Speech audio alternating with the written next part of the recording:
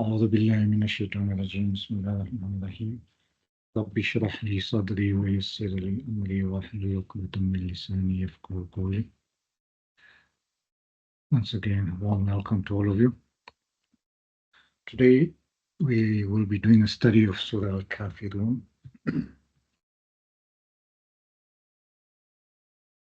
So the Surah, the word Kafir is a singular form of the word Kafirun, which is the word for disbelievers or people who don't have faith. And in this surah, Allah commands the Prophet by saying, Qul. In other words, you, O Prophet Muhammad, say to everybody that, and especially to the Kafirun, the following. And then ayah number 2, 3, 4, and 5, and 6 is actually what he needs to tell them loud and clear, very categorically, what he believes in and what you as the Kafirun believe in, and the thing and the fact that they are two very different things. So the disbelievers were called Kafirun or Mushrikun because they worshipped all the false idols that were in and around the Kaaba. And on the other side of it were the small band of Muslims led by the Prophet himself who professed monotheism and Tawheed, in other words, a belief in one unseen Allah. Now, if you remember last week when I did that historical overview, this surah came in at the very, almost perhaps one of the last surahs to be revealed in the Meccan period, just before the Hijrah occurred.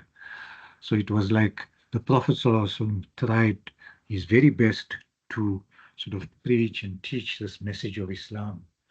But apart from that handful of possibly 60 or 80 people that converted by this time, essentially the bulk, the majority of the population continued in their arrogant ways, their disbelieving paths, and they didn't want to accept this message, even though it was such a shining message brought to them by one of the most noblest of prophets. Now, just before the Hijrah occurred, we had the 3 years of the boycott years, which were the very trying times for the Prophet and his companions.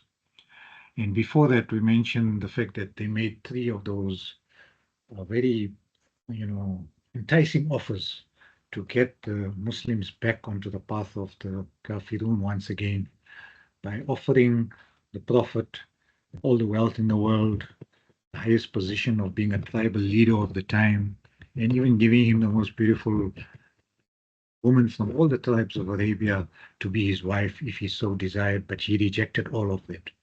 Then came this 4th element of a compromise where they said, well, if you can't sort of get him over, then let's try and meet halfway. In other words, make it 1 year that we as a mushrikun will believe in you, your tawheed, for 1 year, and then the next year you should worship what we worship, all the idols that are there. Now, even this compromise was obviously, first of all, it's mind-boggling where somebody actually even presents a compromise of this sort, because the two things are incompatible. You can't have polytheism and monotheism in sort of one person.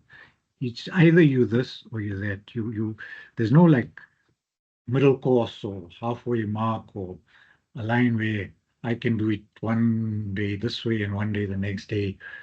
It's not like that. So essentially what Allah is telling him, come out forthright and don't think that you are weak, although you are small in number. Go out and just tell the Kafirun on their faces that, oh, you Kafirun, this is exactly what I believe in, and this is what you believe in, and the two are incompatible, and we'll have to go our own ways, as it were. All right, so this is the response of Allah to that compromise offer that the Kafirun had made. Other meanings of the surah is the fact that we mentioned the word disbelievers, it's also the rejectors, the unbelievers, and those who reject faith. Okay, now, all of us are born with fatra, which means born with a clean soul, and we are brought into this world as a young, innocent soul that is molded with time by virtue of the parents that you engage with or you interact with on a daily basis, or even the community or the surrounding, so the locality you are brought up in. So all those things have an influence of whether that fitrah will remain pure uh, in terms of the submission to Islam, or will it go the other way, which is to go the disbelieving way, or the kufr way, or the way that is off the straight path. Now, this is how life is in the sense that we are given this choice as human beings as we grow up to choose which way we want to go. Now, before I go into the actual meaning of this surah, I want to just cover about 4 words that are repeated very, very often. The first verb, kafara, and the word kafirun comes from there. Kafara has got 3 sort of connotations in meanings. One is to just disbelieve. In other words, whatever somebody else believe in, you like oppose it and go the opposite way and you disbelieve in it. So if somebody talks monotheism, then you want to do polytheism or atheism or anything else that's besides monotheism. Right? The second connotation of this word is to cover or hide something. Now, kafara is also like to put a cover over something. In other words, you're given the message of Islam, but you're trying to cover something over it to let it sort of disappear and make it not be present in your life. Right? So that's the second meaning, which also applies in the surah. And the third meaning is to be ungrateful. In other words, if if all the bounties and all the ni'mats of what Allah has blessed us with as humankind on this earth, whether it's food, water, good health, anything that we can think of to sustain us in our living, if we are not showing shukr, or we are not thankful or grateful, shakara is to be grateful or to say thank you, right? Shukran. Then the opposite of it is to be to do the kafara, which is to be ungrateful. Right? So that's one of the antonyms of this word. Kafara is the opposite is shakara or shukr. Now, if you look at all these 3 connotations come out in different words that we know already. The one is obviously the word kafir itself. Kafir is a singular, and kafiruna or kuffar is the plural form of that word, meaning more than 2, of those who disbelieve or to cover or hide something.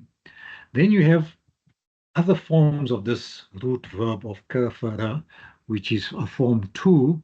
Form 2 simply means you put a tajdeed on the middle letter, so it becomes kaffara. So not kafara, kaffara. Right?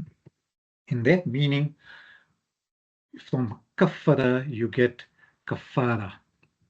Now, you probably know this meaning of kafara, which is when you atone for something or for something that you've done. Say, like in terms of a compulsory fast of Ramadan, if you were unable to keep the fast, then after the fasting period is over, you are encouraged, if you cannot keep that fast again due to health reasons, you give out what is called kafara, which is a sum of money to atone for the fact that you've missed that fast. So kafara is like to cover up for something that you didn't do. So that's that second meaning coming out in that word kafara, which you're also familiar with. Then the fourth form verb, which is where you put an alif in front of kafara, so you get akfara. And from akfara, you get this word of to claim that somebody is disbelieving. And the noun form of it is takfir, where sometimes today, unfortunately, Ummah, it's a bit of a fashion that some people call others kafirs when they actually pronounce takfir on somebody to say you are out of the fold of Islam. Now, what right do me and you have? Because we're not gods and we don't know what's in the hearts and minds of other people. How dare we even use this word on others? And it's a very, very strong word. So we must avoid using or blaming or labeling anybody with takfir or making them a kafir when they are not a kafir. So even if people sort of deviate from the way we believe or in terms of our basic principles, we need to still reach out to them and try and bring them back to the path if they are really off the path, but stay away from using this word takfir as far as possible. Right, so the word we're going to be seeing in the surah. Now, I gave you the next verb, which is amuna, which is alif, mim, and a noon. And the you at the in brackets is it like in a dictionary you'll find amuna is the past tense. So ya amunu, this mo, this the meme takes a dhamma. There's the you there. It shows that it means to be faithful or to believe in something. And from there we get words like mu'min, which is a believer. Mu'minuna is the plural, like kafiruna is the plural of kafir. So the una at the end shows you the plural form of the word. And from mu'min, we also get another word, the noun form, which is iman, which is just faith or belief. Right? So these are words that you come across because they are antonyms in a sort of way. Right. The other two words I want to just cover briefly is salima, yes, lamu, which is to be safe. And the fourth form verb is alif in front of the salima, so it's aslama, which means to submit. And from there we get these two nouns derived, which is Islam, which means to be safe or to be in complete submission. And the word Muslim is also the one who submits or the one who practices the faith of being in Islam. So he's called a Muslim, one who submits wholeheartedly to being a follower of Tawheed. Then the other verb, the last one I'm going to look at is abada ya'budu, which means to serve or venerate or worship. Now we had those word abada about 2 times already. In Surah Fatiha, we said, Iyaka na'budu. There's only you do we worship or we serve or we venerate or we are a slave to. And then we even had in, I think it was Lila fi Quraysh, فَلْيَعْبُدُوا رَبَّ هَذَا الْبَيْتِ. Then let them worship the Lord of this house. Right? So we've come across this word 2 times already. This is the 3rd time. And it's one of the key words that's going to appear multiple times in this particular surah in many forms. Sometimes in the verb form, which is this abada ya'budu. So you get a'budu and ta'budun in the surah. You even get the noun form of it, which is an abid. So abid is a worshipper, somebody who like continuously worships, has been doing it in the past and hopefully will do it going forward as well in the future. So the abid form, the noun form, just makes the act of worship being a more continuous thing, right? And from abid, you get a plural form, abiduna, abidina, which means worshippers. We're going to see that word also appearing in the surah. And another word that comes out is ibadah, right, which is just worship. And ubudiyah, which means slavery or servitude. Now, you remember in Surah Fatiha, we mentioned that iyaka na'budu has got 2 connotations there. The one is from ibadah, just to worship, but the ubudiyah also comes out from the same verb. So it means to you, O our Rabb, are we slaves, or we pledge our servitude to you in this relationship of Rabb and Abd, which is the 2 words that counterplay in so many of the surahs that we come across in the Quran. All right, so there's just a brief grammatical background. Let's go on to the surah itself. Right, Bismillah ar-Rahman ar-Rahim. Now, you'll find there are a number of surahs that start with this idea of qul. Qala means to say, yaqulu is the present tense, and qul is the imperative or the command form, where I instruct you to say to somebody else, then I say qul. I say the following.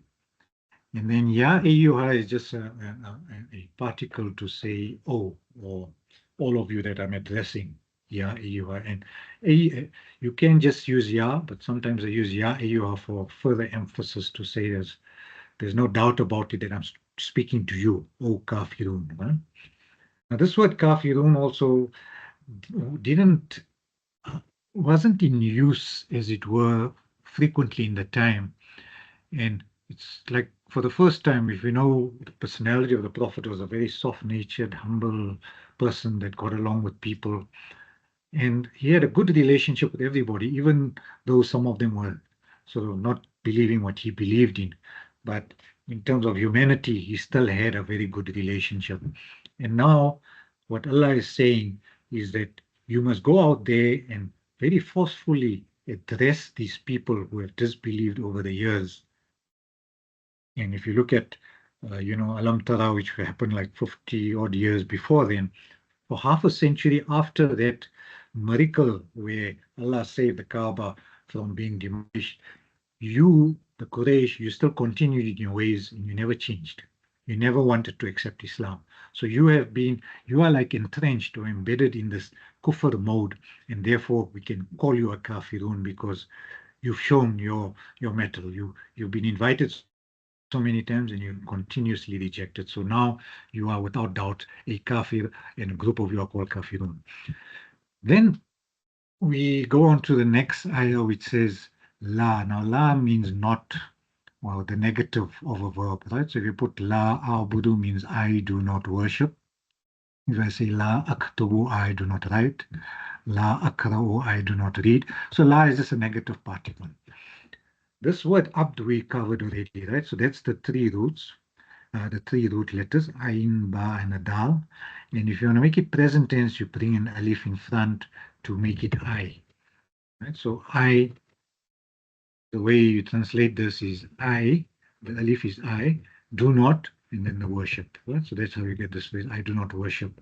And ma means what? And here we have the abada again, but here we have a ta in front and a una at the end. Now this is the plural form in the second person, meaning you worship or you are worshiping, present tense. So if you look at this one, it's got present tense in both verbs, huh? Where I do not worship, or I am not worshiping what you are worshiping. Okay. So basically what that present tense means is that currently, right now as we stand, I worship something, you worship something else. It's currently the way it is. Right? And then to emphasize this idea about the fact that what the two parties differ in their worship, this thing says it in another way. It says, Wala antum abiduna, and you are not. You, this antum is a plural, like this wow nun is a plural for you. Here the antum says, and you are not worshippers, right? Abid is the worship, and worshippers of what I worship. So that's the one thing that right now, as we stand, I worship something and you worship something else. Okay, that's ayah number 2 and 3. Then we go on to the fourth and fifth ayah, which says the same message but in a different way. Then it continues. It says, "Wala ana," and I am not. Now this abid is a noun form. Can you see this damatain near the end, which shows you it's a noun, which you don't get verbs with two vowels at the end like and no in, right? So abid is a worshipper. Now a worshipper is somebody that's like has been doing it for a while, for years or months or days or whatever. Before this point, somebody is an abid, he's a worshipper. He has been worshiping, right? So I am not a worshipper, ma, of what you have worshipped. Right? Now, this is the past tense verb. Here you had a present tense verb with a ta in front and a una. Here it's abada and then just a tum at the end, which means you have worshipped, past tense. Right? So it's talking about in the past, you have never worshipped, and I also have not worshipped what you have worshipped all these years. Right?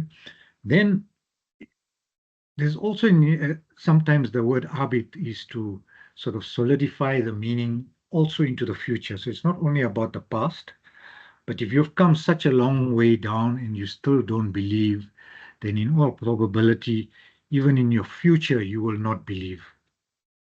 Right? So that's why the connotation of the past and the present comes out of this abid, the noun form, as well as this past tense verb here. So it's different from the present tense. Then linked to this idea of past and future here, this verse or this ayah is also translated in that context. Wala antum, and you will not be worshippers. So you will be, or future tense, right? Or even past tense, that you were not worshippers. of what I worship, whether I worship it now or, in fact, I'm going to be worshiping what I worship even going forward forever. So this is kind of a juxtaposition of all the tenses, where in ayah 2 and 3 it's the past, I mean present tense, sorry, and in ayah 4 and 5 it's about the past and the future. And essentially it's saying that I've gone my way, you've gone your way. I'm doing something now, you're doing something else now. And in the future, I will hopefully still be doing what I'm doing. And you, if you so ingrained in what you believe in, the chances of you changing is going to be slim. So even in your future, you will still continue with what you are worshipping. Then at the end, the last ayah says, again, very categorically, to you, all of you, is your deen, dinukum. So to you, plural, religion, you. So it's to you is your religion, plural. And to me is my religion. This dini, the ya is omitted, but can you see the kasra there? It means my religion. The ya means my. Right? So the kitab, you get kitabi. Now, sometimes, like if we look at other du'as, when we say Rabbi, say Rabbi zidni ilma. Now that Rabbi, the way we spell it is Rabb, Ra and a Ba, tajdeed on top. And then we just put a kasra underneath it, Rabbi. We don't say Rabbi with a ya at the end. So we can omit that ya, but it still means my Lord or my nourisher, my sustainer in that context, Rabbi. So here, dini means my religion just by the fact that it's a kasra and not a kasratain or dhammatain or whatever, right? So to you is your way and to me is my way, basically. So it's like we've come to a point where you won't be believing, or you refuse to believe, and we probably won't believe in the future. So basically now we need to part ways. And after the surah was revealed, the instruction to go on a hijrah was given. Then the Prophet ﷺ just rounded up his affairs, and then he left quietly in the dead of the night, because by the time this surah came in, and this sort of almost like an ultimatum was given to the Kafirun that, you know what, you go your way and I'm going to go mine. We, uh, it's like the die is cast. There's going to be no change. Then what the Kafirun did is they said, let's now get together and do the last thing they would do to somebody they disliked and hated, which is to kill him. So they got the tribes together and decided jointly that all of us are going to commit this act, this heinous act of killing the Prophet, to ensure that this religion dies now once and for all. And after they had sort of agreed in that sort of way, the house of the Prophet ﷺ was surrounded, and the Prophet was in the house at the time, and Hazrat Ali came as well. And like I told you previously, he instructed Ali to say to execute all the amanats, all the trusts, things that the Kafirun actually had given to him because he was the most trustworthy person. He told Hazrat Ali clearly what must be given to whom, who does it belong to. In other words, he didn't want to even take one iota or one bag or one whatever of anybody's when he went on this hijrah. And then under the darkness of the night, and Allah made it such that he was able to leave the house unnoticed, even though he was surrounded. And he walked and then got to the camel where Abu Bakr was waiting for him, and then they both went on the hijrah. And to kind of not be tracked, we know if you look at a map, Medina is on top, north, and Mecca is at the bottom. So they went further south, going to the cave of Thor. So it was about 2 or 3 miles of kilometers south of Mecca that they went there, and they came into the cave of Thor, and they hid there for 3 days, and they were given food by some persons within the Abu Bakr family. And obviously they were sort of, when the Prophet also had left, and in the next morning, when they realized that the Prophet had gone, or had disappeared, as it were, and as Ali was there, they didn't want to kill Ali because the idea they had agreed upon was to kill the Prophet. Then they send their horsemen out in all directions to look for the Prophet. And we know that famous story that one of them came almost to the point of the entrance of the cave, and there was a spider's nest and a web and a bird's nest there in the front, and so he didn't actually go forward. But also, they say narrations say that he tripped as he was approaching that particular cave. So it was like a place that he couldn't go to. Right? He was divinely like, so protected, and obviously he left. And then after the third day, they were able to ride the camel and go to Medina, where they were more welcome because there was at least a nascent, growing small community of people that actually accepted Islam over the last 3 years, the Ansar, and they welcomed the Muhajirun. So the Prophet did this. He came across, as it were, he had to leave all his house, his belongings, everything behind. So he went there literally just threw the clothes on his back, and they went across to Medina doing the hijrah. So quite a sacrifice on behalf of all those muhajirun that did this journey. And after the Prophet had left, all the others were also instructed to leave in small parties and groups, and they all left, leaving all their belongings behind. So they came across to a new city, the Medina Nabawi, where they were not only welcome, but they were given, you know, love, money to get started with a new business or a new undertaking so they could fend for themselves. They got married to people also in amongst in the city of Medina. So they were welcome. So this hijrah is a turning point for Islam and for the Islamic State to be born, where Mecca was the birthplace of the Prophet, but it was like hitting against a brick wall. Very few were just accepting Islam. And when he went into Taif, he also got pelted. So all in all, this Mecca and Taif was like kind of like a no-go terrain. And when he went to Medina, obviously he was welcomed, and there the first Islamic State was developed, and over a period of 10 years, it changed the face of Medina itself and the Muslim world, as it were. Okay, so with that, I'll leave you with that for tonight. So it's an important surah in the sense that it's a very blunt surah, something that the Prophet found hard to say, but he was instructed to say it anyway by the word kul. And he went ahead and said it, and the outcome was he had to leave because things were getting um, worse for this group of Muslims, and they just had to migrate. Okay, we'll leave it at that for tonight. Now let's end with Al-Asr. Bismillahirrahmanirrahim. Al-Asr. Inna al-insana lafi khusr illa alladhina amanu wa amilu s-salihat wa tawasaw bil-haqqi wa tawasaw bis-sabr.